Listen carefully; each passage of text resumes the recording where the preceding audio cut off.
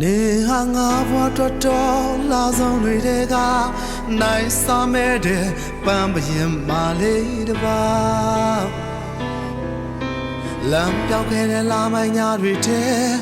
နေဟာငါရဲ့ရှိကလမ်းပြကျဲကလေးလား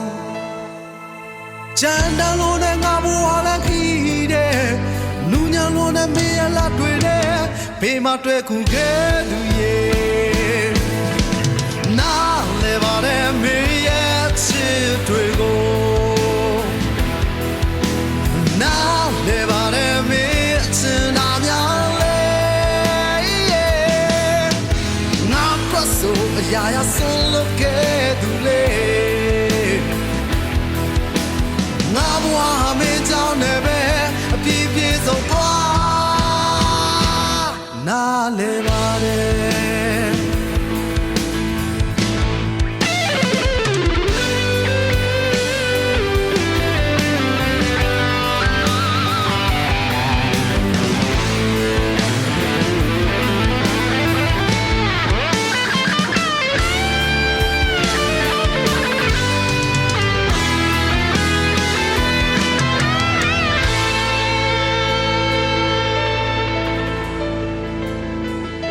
မရေမရအတွင်းများဝင်တွင်